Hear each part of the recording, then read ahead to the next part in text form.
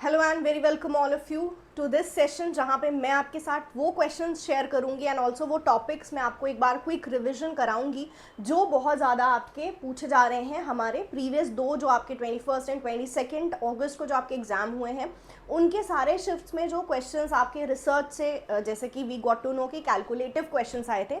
सो आज के सेशन में हम उसी को डिस्कस करेंगे कि कैसे क्वेश्चंस बन रहे हैं और हम जब आगे के शिफ्ट के लिए एग्जामिनेशन की तैयारी करके जा रहे हैं तो हमें क्या क्या चीज़ों को देख के जाना है। सो इस सेशन में we'll be talking about the analysis of the questions and all the topics जहाँ से क्वेश्चंस बन रहे हैं एंड पर्टिकुलरली मेरा फोकस ज़्यादा आपका जो रिसर्च के कैलकुलेटिव क्वेश्चंस आ रहे हैं उनके ऊपर रहने वाला है। राइट सो चलिए सेशन को शुरू करते हैं एंड बात करते हैं उन टॉपिक्स की जहाँ से हमारे सवाल बन रहे हैं। सो सबसे पहले अगर हम शिफ्ट 1 की बात करें आपके 21 अगस्त की एंड शिफ्ट 2 की भी बात करें तो हमारे सैम्पलिंग पे क्वेश्चन आए थे एंड सैम्पलिंग में आपकी प्रोबेबिलिटी नॉन प्रोबेबिलिटी के ऊपर आपसे क्वेश्चंस पूछे गए थे। सो आपको देख के जाना है कि प्रोबेबिलिटी सैम्पलिंग और नॉन प्रोबेबिलिटी सैम्पलिंग कौन कौन सी है, कौन कौन से इसके अंदर टाइप्स हैं। सो सबसे पहले हम प्रोबेबिलिटी की बात कर लेते हैं तो ये वो सैम्पल होती है जहाँ पर इक्वल चांस होता है हर किसी के पास ऑफ बीइंग सेलेक्टेड। इसमें आती कौन कौन सी है प्रोबेबिलिटी सैम्पलिंग के अंदर हमारे पास कौन कौन सी सैम्पलिंग आती है। So we have your simple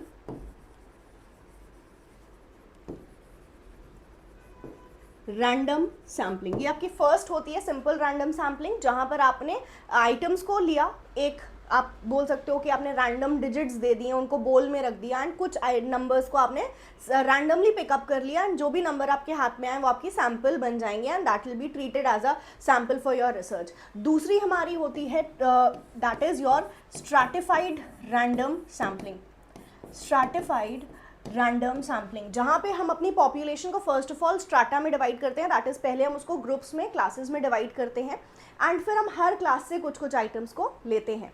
we have the next sampling as S is systematic. जो हमारी तीसरी प्रोबेबिलिटी के अंदर होती है सैम्पलिंग वो है सिस्टमैटिक। अब जब भी आपसे सिस्टमैटिक सैम्पलिंग के ऊपर क्वेश्चन आएगा सो सिस्टमैटिक के अंदर आपको एक कीवर्ड ज़रूर दिया होगा कि एक पर्टिकुलर इंटरवल, फिक्स्ड इंटरवल पे हमने आइटम्स को पिक किया। तो जब भी आपसे इंटरवल की बात होगी कि इतने पर्टिकुलर इंटरवल के बाद हम आइटम्स को ले रहे हैं तो that is your systematic sampling. And इसके अंदर जो हमारा नेक्स्ट आता है प्रोबेबिलिटी के अंदर जो फोर्थ सैम्पलिंग आती है वो है cluster sampling. And cluster sampling के अंदर हम कर क्या रहे होते हैं, यहाँ पॉपुलेशन, इसका इंपॉर्टेंट कीवर्ड है कि पॉपुलेशन लार्ज होती है हमारी एंड क्योंकि पॉपुलेशन बहुत बड़ी है तो हम ऐसे उसको नंबर्स अलॉट नहीं कर सकते। जैसे हमने सिंपल में क्या किया, आइटम्स को नंबर्स दे दिया एंड रैंडमली कुछ नंबर्स को पिक कर लिया and that is the sample. अगर हम स्ट्रैटिफाइड में भी बात करें तो हमारी फाइनाइट और आपकी जो पॉपुलेशन है वो एक लिमिटेड पॉपुलेशन ही होती है। यहाँ भी रिसर्चर करता ये है कि वो पॉपुलेशन में आइटम्स को नंबर्स देगा, अलग अलग कैटेगरीज में रखेगा और वहाँ से कुछ कैटेगरीज में से हर कैटेगरी में से कुछ कुछ आइटम्स उठा लेगा। सो यहाँ सिंपल एंड स्ट्रैटिफाइड में तो आपकी जो पॉपुलेशन है वो लिमिटेड होती है, बट जो आपकी क्लस्टर सैम्पलिंग होती है इसमें पॉपुलेशन बहुत लार्ज होती है। तो एक तो आपका कीवर्ड बनता है क्लस्टर का लार्ज। फिर क्लस्टर में करते हम ये हैं कि पॉपुलेशन को ग्रुप्स में डिवाइड करते हैं एंड वो ग्रुप होमोजेनस नहीं होते हैं ऐसे आपके स्ट्रक्चर्ड की तरह, राइट। स्ट्रैटिफाइड की तरह आपका सिस्टमैटिक नहीं होता है, होमोजेनस नहीं होता है, बट आपका होता है यहाँ पे हेट्रोजेनस। मतलब पॉपुलेशन के अंदर हेट्रोजेनस आइटम्स होते हैं। हर एक ग्रुप में आपको क्या मिल जाएगा, अलग अलग तरह के लोग मिल जाएंगे। मतलब एक ग्रुप अपने आप में ही क्या होगा, सेल्फ सफिशिएंट होगा। अब रिसर्चर करता क्या है, उसने जो बड़ी सी पॉपुलेशन को छोटे छोटे से ग्रुप्स में डिवाइड किया है वो कोई भी एक ग्रुप को लेके या एक से ज़्यादा 2-3 ग्रुप्स लेके वो उसकी स्टडी कर लेगा। सो आपका सिस्टमैटिक में डिफरेंस ये होता है कि सिस्टमैटिक में इंटरवल्स होते हैं। जब भी आपका सिस्टमैटिक पूछा जाएगा आपको वहाँ पे इंटरवल लिख के दिया जाएगा। लेकिन जब आपसे बोल रहा है स्ट्रैटिफाइड तो स्ट्रैटिफाइड मतलब पॉपुलेशन के first of all strata divide होते हैं, पॉपुलेशन में हम ग्रुप्स डिवाइड करते हैं, फिर हर ग्रुप में से कुछ कुछ आइटम्स को लेते हैं। क्लस्टर के अंदर पॉपुलेशन का ग्रुप डिवाइड होगा, देन कोई भी ग्रुप को रिसर्चर उठा के उसकी स्टडी करेगा। सो ये आपकी प्रोबेबिलिटी सैम्पलिंग के मेथड्स हो गए। जबकि नॉन प्रोबेबिलिटी के जो मेथड्स आते हैं इसमें आता है पर्पसिव सैम्पलिंग, जहाँ रिसर्चर अपनी ही जजमेंट पे रिलाई करेगा for selecting the sample. Next we have C convenience, जो भी उसको ईजिली मिल रहा है, जो भी आइटम्स उसको ईजिली मिल रहे हैं बस उन्हीं को लेके वो रिसर्च कर लेगा, वो पूरी पॉपुलेशन पे फोकस नहीं करेगा, बट जैसे कि वो जहाँ पर भी है उसके आसपास जो लोग उसको ईजिली मिल रहे हैं वो उसको सैम्पल लेके उस पर रिसर्च करेगा। Next is S, snowball. Snowball sampling के अंदर होता ये है कि रिसर्चर पार्टिसिपेंट से ही बोलेगा, वो किसी तरह से एक आध लोगों को ले लेगा, क्योंकि स्नोबॉल के अंदर ईजिली एक्सेसिबल मेंबर्स नहीं होते हैं पॉपुलेशन में, मतलब जो भी हमें मुश्किल से मिल रही है जो लोग, या ऐसी रिसर्च जहाँ पे लोगों को ढूंढना बहुत मुश्किल है, तो ऐसे केस में रिसर्चर करता है स्नोबॉल सैम्पलिंग का यूज़। स्नोबॉल में वो किसी भी तरह से एक आध लोगों को तो इकट्ठे कर लेगा, लेकिन फिर इनसे बोलेगा और लोगों को ला के दो। स्नोबॉल की एग्जाम्पल हो सकती है, सबसे पहले इसका कीवर्ड तो होगा the population which is not easily accessible, जो आसानी से सुलभ नहीं है, या फिर होता है कि हार्ड टू फाइंड आपके जो पार्टिसिपेंट्स होते हैं, तो ऐसी केसेस में आपको स्नोबॉल सैम्पलिंग यूज़ करते हो आप। स्नोबॉल सैम्पलिंग का एग्जाम्पल हो सकता है लाइक वुमेन्स रूरल एरिया में जो ड्रिंक करती हैं। नाउ ये कोई बहुत ऐसे आम बात नहीं है कि आपको कहीं भी कोई, आप जाओगे किसी भी रूरल एरिया में, आप पूछोगे और लोग आपको बता देंगे। या टीनेजर्स जो ड्रग्स लेते हैं, आप देखो टीनेजर्स जो ड्रग्स लेते हैं, टीनेजर्स जो ड्रग्स लेते हैं ना, ऐसा नहीं है कि वो आपको ईजिली बता देंगे कि हाँ भाई मैं ड्रग्स लेता हूँ, तो ये सारे आपके हार्ड टू फाइंड होते हैं पॉपुलेशन के अंदर आइटम्स, एंड इसके लिए रिसर्चर करता है स्नोबॉल की एक आध किसी तरह से उसको मिल गए, देन इनसे बोलेगा कि आप और लोगों को मुझे ला के दो, ठीक है। नेक्स्ट आपका है कोटा। कोटा बिल्कुल आपके स्ट्रैटिफाइड की तरह होगा, जिसमें आप पॉपुलेशन की कैटेगरीज बना के फिर हर कैटेगरी में से कुछ कुछ आइटम्स को लोगे। फ़र्क इतना सिर्फ होता है कोटा एंड स्ट्रैटिफाइड में कि स्ट्रैटिफाइड में हम रैंडम सिलेक्शन करते हैं, लेकिन कोटा में कन्वीनियंस के बेसिस पे सिलेक्शन होता है। मतलब रिसर्चर हर कैटेगरी से आइटम ज़रूर लेगा, लेकिन वो जो सिलेक्शन होगा वो उसकी कन्वीनियंस के बेसिस पे होगा। And the last one is we, voluntary response sampling. Voluntary response जहाँ पे जैसे कि आप यूट्यूब पे सर्वे हो रहा है, आपको बोल दिया गया अगर आप पार्टिसिपेट करना चाहते हो तो क्वेश्चन का आंसर कर दो, या आपसे बोला गया कि टीचर ने क्लास में बोला कि मैं रिसर्च कर रही हूँ, जिसको भी इंटरेस्ट होगा इस रिसर्च में पार्टिसिपेट करने के लिए आ जाना, तो ये वॉलेंट्री रिस्पॉन्स आपकी सैम्पलिंग हो गई, राइट। जहाँ पे रिसर्चर ने पार्टिसिपेंट्स को पूरी छूट दी है कि if you wish, if you are willing to participate, then आप आके पार्टिसिपेट करो, राइट। तो ये आपकी हो गई नॉन प्रोबेबिलिटी सैम्पलिंग। अब ये सैम्पलिंग के नाम याद रखोगे, यहाँ से क्वेश्चन आपके बन रहे हैं। नाउ द नेक्स्ट टॉपिक जहाँ से हमने क्वेश्चन देखा है वो है हमारे हाइपोथेसिस टेस्ट से। Parametric and non parametric test से हमने क्वेश्चन देखा है। सबसे पहले हम पैरामीट्रिक टेस्ट की बात करेंगे। सो आपका जो पैरामीट्रिक टेस्ट है वो क्या होता है, इसमें मैंने अभी एक शॉर्ट भी आपको बना के दिया था कुछ दिन पहले ही। तो पैरामीट्रिक टेस्ट वो टेस्ट होता है जहाँ पे हमारे पास होती है पॉपुलेशन की इन्फॉर्मेशन। जब आपके पास पॉपुलेशन की इन्फॉर्मेशन होगी तो उस टेस्ट को हम बोलते हैं पैरामीट्रिक टेस्ट। जहां पर एक और इम्पॉर्टेंट आपका फीचर रहेगा, जहां पर आपके पास होते हैं क्वांटिटेटिव इन्फॉर्मेशंस। हमारे पास पैरामीट्रिक टेस्ट के अंदर होते हैं क्वांटिटेटिव इन्फॉर्मेशन। अब क्वांटिटेटिव इन्फॉर्मेशन है तो कौन सी स्केल्स यूज होंगी, ये भी इंपॉर्टेंट है। अभी स्केल का क्लासिफिकेशन भी हमसे प्रीवियस शिफ्ट्स में पूछा जा चुका है। सो हमारे पास 4 जो बेसिक स्केल्स होती हैं वो स्केल्स हैं कौन सी आपकी, NOIR। मैं थोड़ा सा आपको स्केल्स भी बता देती हूँ बिकॉज यहाँ से भी हमारे क्वेश्चंस बन रहे हैं।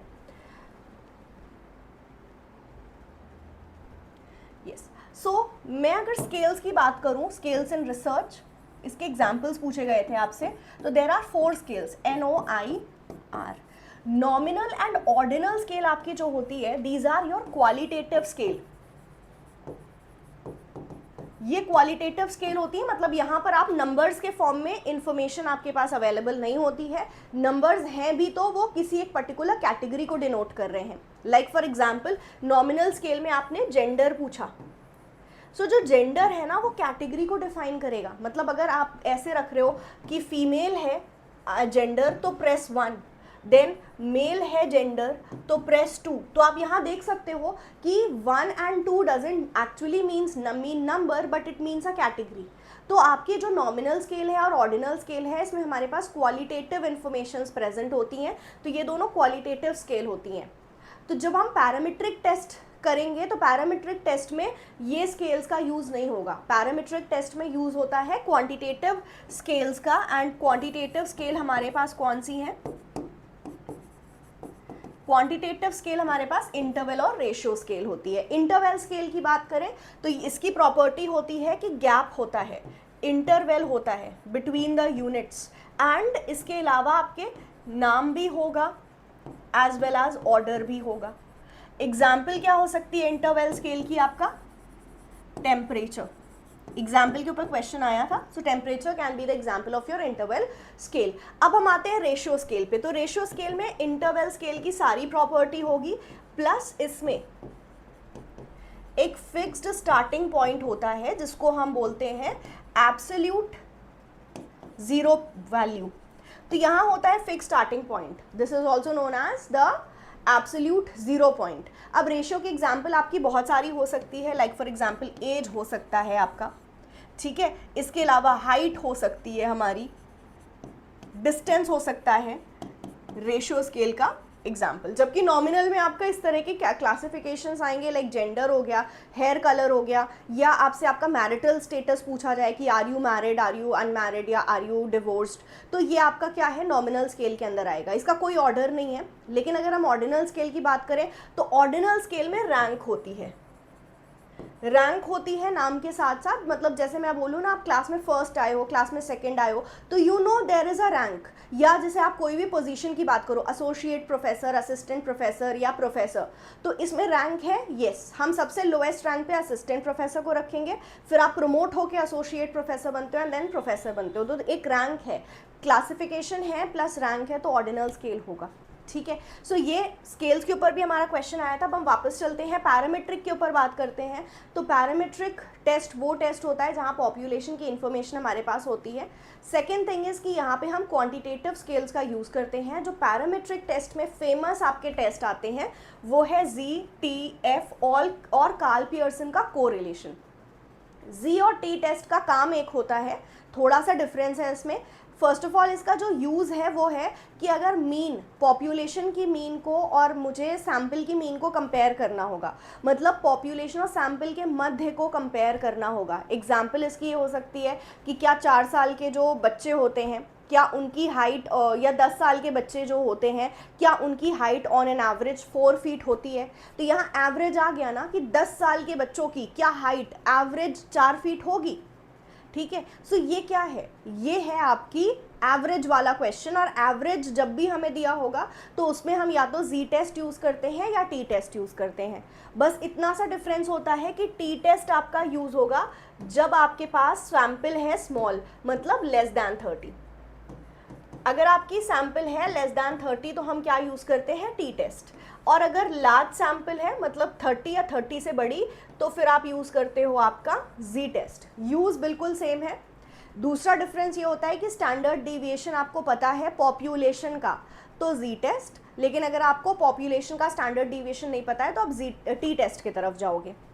एफ टेस्ट हम कब यूज़ करते हैं, एफ टेस्ट हम यूज़ करते हैं for finding out ANOVA, analysis of variance, ठीक है। सो एनालिसिस ऑफ वेरिएंस हम यूज़ करते हैं when we have more than 2 groups. हमारे पास 2 से ज़्यादा जब ग्रुप्स होते हैं तब हम यूज़ करते हैं एफ टेस्ट। 2 ग्रुप्स होंगे तो जी टेस्ट या टी टेस्ट यूज़ होगा। एवरेज निकालनी है तो जी टेस्ट या टी टेस्ट यूज़ होगा। मैं लिख दे रही हूँ आपके लिए यहाँ पे। सो 2 ग्रुप्स के लिए आपके पास कौन से टेस्ट होते हैं, या तो आपके पास टी है या जी टेस्ट है। दूसरा चीज़ आपको ये याद रखना है कि टी टेस्ट आपका स्मॉल सैम्पल के लिए होता है which is less than 30, and आप जब जी टेस्ट यूज़ करोगे this is for large sample which is greater than 30। दूसरा, यहाँ पे पॉपुलेशन की स्टैंडर्ड डेविएशन आपको नोन होती है।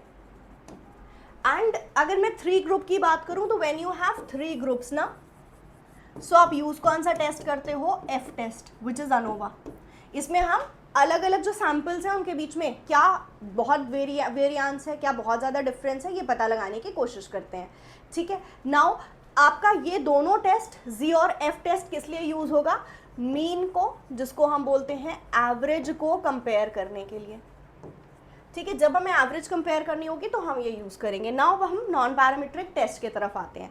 तो नॉन पैरामीट्रिक में जो फेमस आपके टेस्ट हैं वो है UH काई स्क्वायर टेस्ट एंड आपका स्पियर्समैन रैंक कोरिलेशन। स्पियर्समैन की मैं बात करूंगी तो स्पियर्समैन रैंक कोरिलेशन फाइंड आउट करने के लिए होता है, दैट इज दो चीज़ों में संबंध है या नहीं है ये पता लगाने के लिए आप कोरिलेशन टेस्ट यूज़ करते हो। बस फ़र्क ये होगा कि अगर आपके पास जो कोरिलेशन की इंफॉर्मेशन है वो क्वांटिटेटिव है तो पैरामीट्रिक लगेगा कार्ल पियर्सन वाला, और क्वांटिटेटिव नहीं है, क्वालिटेटिव इंफॉर्मेशन के बीच में कोरिलेशन निकाल रहे हो तो फिर हम स्पियर्समैन का डेटा यूज़ करेंगे। क्वालिटेटिव डेटा क्या हो सकता है, जैसे मुझे रैंक पता है, लोगों की रैंक मिली है उनको ब्यूटी के ऊपर। ब्यूटी आपका हो गया, कैरेक्टर हो गया किसी पर्सन का, वो पर्सन का कैरेक्टर कैसा है, वो बहुत अच्छे कैरेक्टर उसका है या बहुत अच्छा नेचर है उसका।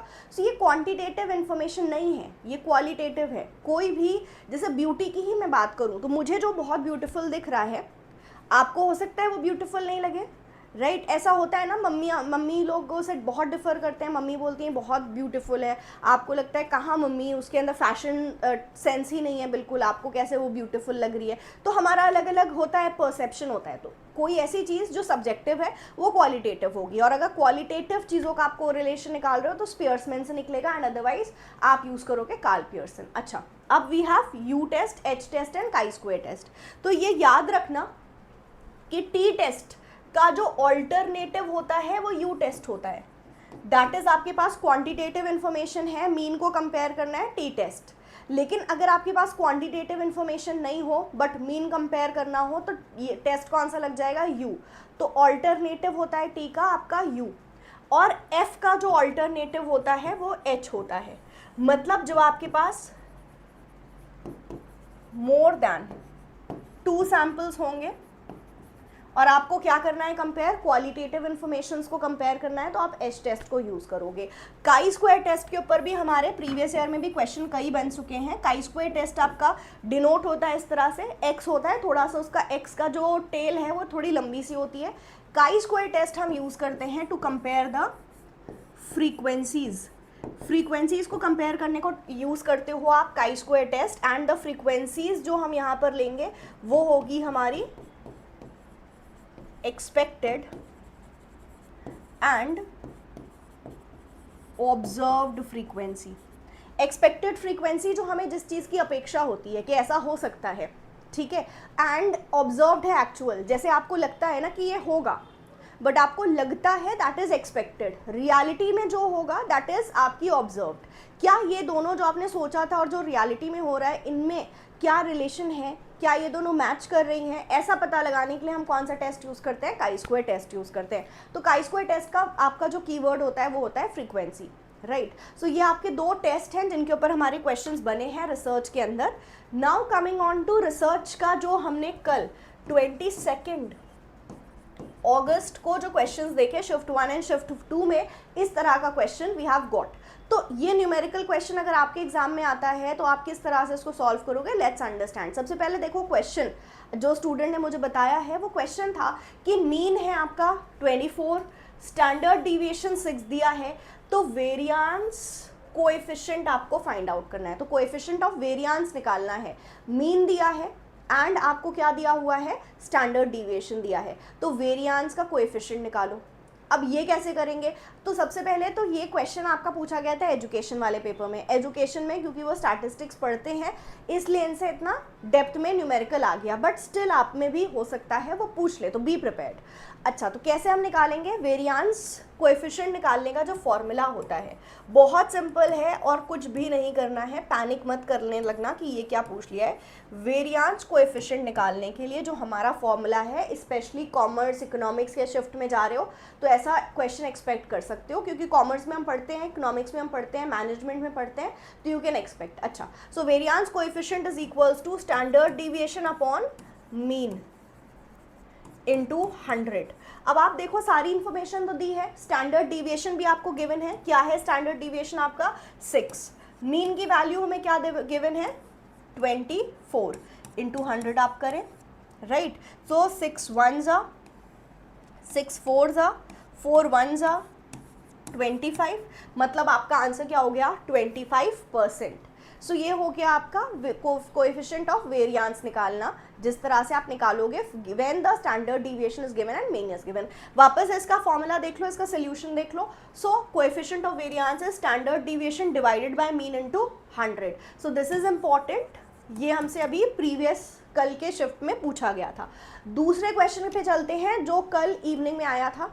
सो यहाँ पे जो क्वेश्चन हमसे पूछा था कि अगर हाइपोथेसिस हम रिजेक्ट कर रहे हैं 5% पे, तो क्या हम उसको 1% लेवल ऑफ सिग्निफिकेंस पे रिजेक्ट करेंगे, एक्सेप्ट करेंगे? आपको फिल इन द ब्लैंक्स करना था कि अगर मैं 5% पे किसी चीज़ को रिजेक्ट कर रही हूँ तो 1% पे करूँगी या नहीं करूँगी।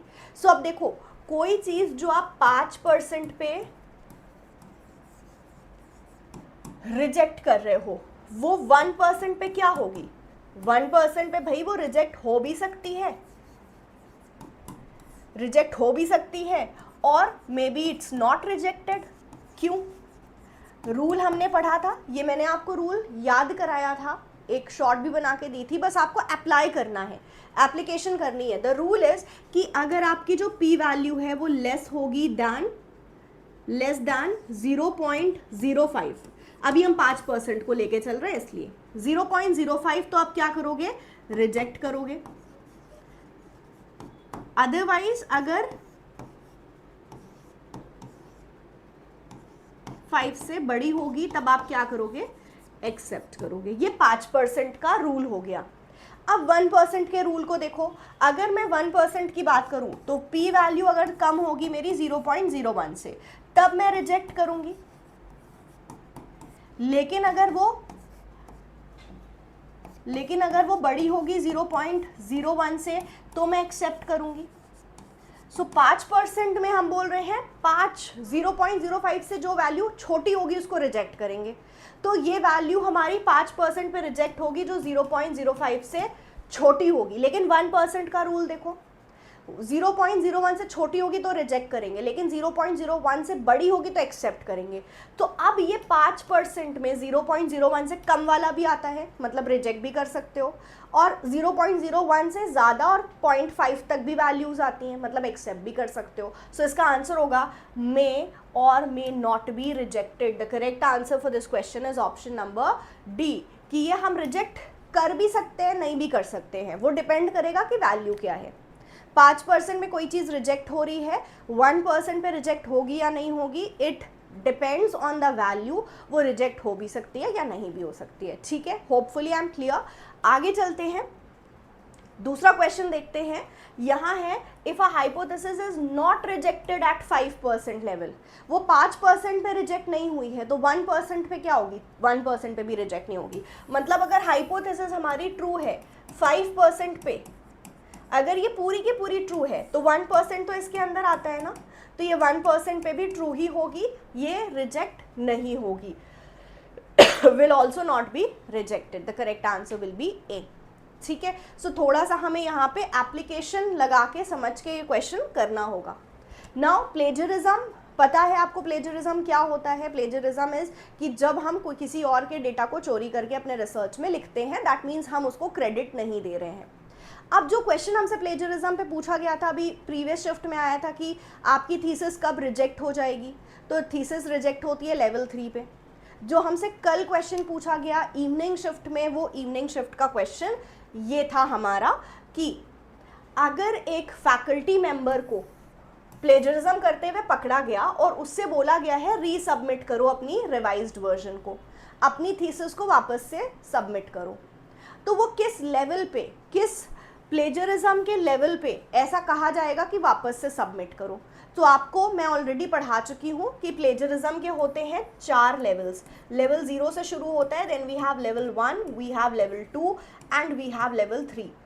लेवल 3 पे हमारी थीसिस रिजेक्ट होने के साथ साथ हमारी जो कैंसिल है, जो हमारा जो हमारी डिग्री है वो कैंसिल हो जाती है। अब जब डिग्री कैंसिल हो गई तो आपको रीसबमिशन का मौका नहीं मिलेगा, एंड वो कब होता है? 60% से अगर आपकी प्लेजरिज्म ऊपर है तो आपको रीसबमिशन का मौका नहीं मिलेगा। लेकिन लेवल 0 होता है 10% तक आपको कोई पेनाल्टी नहीं मिलेगी। 1 में आपका होता है 10 to 40% कि आप 6 महीने के अंदर अंदर वापस से रीसबमिट करो, एंड लेवल 2 में होता है 40 से 60% तक, जहां पर आपको 12 मंथ्स के बाद सबमिट करना है एंड 18 मंथ्स के अंदर अंदर you have to submit it back. तो हमारी 60 से ऊपर तो भाई कैंसिल हो जाएगा, सो ये दोनों हम एलिमिनेट कर देंगे। These will be the answer, A and B will be the answer कि यहाँ पे you will get a chance to resubmit your work, right. तो रिसर्च से कुछ ये न्यूमेरिकल्स हमारे बने हैं। यहाँ पर मैं आपको एक बार पेनाल्टी वापस से दिखाती हूँ। 10% तक आपको कोई पेनाल्टी नहीं मिलती है, जबकि 10 to 40% दैट इज लेवल 1 में आपको जो पेनाल्टी मिलती है वो कि आप अपनी रिवाइज्ड जो आपकी स्क्रिप्ट है वो 6 मंथ्स के अंदर अंदर सबमिट करो। कमिंग ऑन टू लेवल 2, जहाँ पे आपको सिमिलैरिटी 40 से 60% के बीच में मिल रही है, तो आपको बोला जाता है रिवाइज स्क्रिप्ट अपनी सबमिट करो after a time of 1 year, मतलब 12 मंथ्स के बाद 18 महीने के अंदर अंदर वापस से सबमिट करो।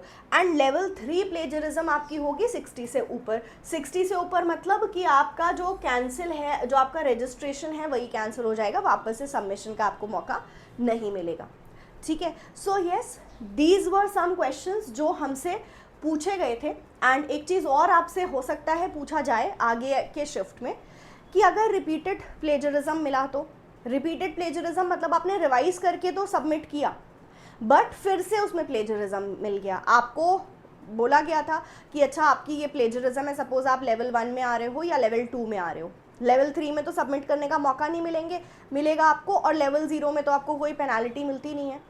लेकिन सपोज कि आपने जब रिवाइज करके सबमिट किया, 1 and 2 लेवल आपसे हुई थी commit, you have submitted it again और फिर से प्लेजरिज्म पाया गया, तो क्या आपको पनिशमेंट मिलेगी? बस इतना याद रखना कि जो प्रीवियस आपकी लेवल थी उसमें +1 हो जाएगा। मतलब आपने अगर लेवल 1 प्लेजरिज्म पहले कमिट किया होगा, इस बार कितना भी परसेंट आए, 5%, इस बार 5%, 10-15% या 15% आपका प्लेजरिज्म आ रहा है, कुछ भी लेवल हो आपका +1 हो जाएगा। एक बार इसको पढ़ लो, पेनाल्टी ऑन रिपीटेड प्लेजरिज्म होगा कि student shall be punished for 1 level higher than the previous level committed by him और हर। अगर आपने फिर से प्लेजरिज्म किया है तो आपको प्रीवियस से एक हायर लेवल की पेनाल्टी मिलेगी, सज़ा मिलेगी। तो रिपीटेड प्लेजरिज्म पे क्वेश्चन आता है तो यू हैव टू रिमेंबर कि आपका एक लेवल हायर हो जाएगा। मतलब मैंने अगर प्रीवियसली लेवल 1 प्लेजरिज्म कमिट किया था तो इस बार लेवल 2 की पेनाल्टी मेरे ऊपर लगेगी अगर मैंने वापस से प्लेजरिज्म किया। अब एक और इम्पॉर्टेंट कॉन्सेप्ट है जो हमें पता होना चाहिए कि मान लो हमें डिग्री तो मिल गई है और उस वक्त हमें लगा चलो बच गए, प्लेजरिज्म हमारा पकड़ा नहीं गया, मुझे डिग्री तो मिल गई है, लेकिन बाद में कभी मेरा जो प्लेजरिज्म है वो पकड़ा जाए तब क्या होगा? जब आपकी डिग्री आपको मिल चुकी है लेकिन डिग्री के बाद वो आपको आपका प्लेजरिज्म पकड़ा जाए, फिर ये AMP और PDEA के ऊपर होता है कि वो आपके डिग्री को या क्रेडिट को होल्ड पे रख सकते हैं, जितने भी पीरियड के लिए वो चाहें वो उसको आपकी डिग्री को होल्ड पे रख सकते हैं, राइट। तो अगर पेनाल्टी आपकी बाद में प्लेजरिज्म आपका बाद में भी पकड़ा गया देन ऑल्सो उसकी पेनाल्टी आप पे लग सकती है। इसलिए प्लेजरिज्म हमें कभी भी किसी भी केस में नहीं करना है और बहुत हमें अवॉइड करना है कि प्लेजरिज्म हमसे नहीं हो, ठीक है। So yes, that was it अभी के लिए। इसके अलावा जो भी स्टूडेंट्स को और भी क्वेश्चंस याद आएंगे, जो भी उनके पास इनपुट है, आप मेरे साथ ज़रूर से शेयर करना, चाहे क्लास के कॉमेंट में या फिर मेरे साथ टेलीग्राम पे पर्सनली भी शेयर कर सकते हो, so that I can take those questions as well in the class और हम उसको भी साथ में सॉल्व कर सकें। एंड जो भी कॉन्सेप्ट आपको आपके एग्जाम में आए थे क्लियर नहीं है तो वो मैं यहाँ पर समझा सकूँ। ऑल्सो जो अपकमिंग शिफ्ट के लिए जो स्टूडेंट्स हैं जो जाने वाले हैं उनको भी कुछ क्वेश्चंस के आइडिया लग सके, तो इसलिए मेरे साथ कुछ क्वेश्चन आपको याद आएगा तो शेयर ज़रूर से करना। अभी के लिए इतना ही था। Thank you so very much everyone. मिलते हैं इसी तरह की एक नई वीडियो में। Do let me no in the comment कि कैसा लगा ये वीडियो, कोई डाउट होगा तो पूछ लेना, and also let me know कि कैसे क्वेश्चंस आए थे। Okay, bye bye.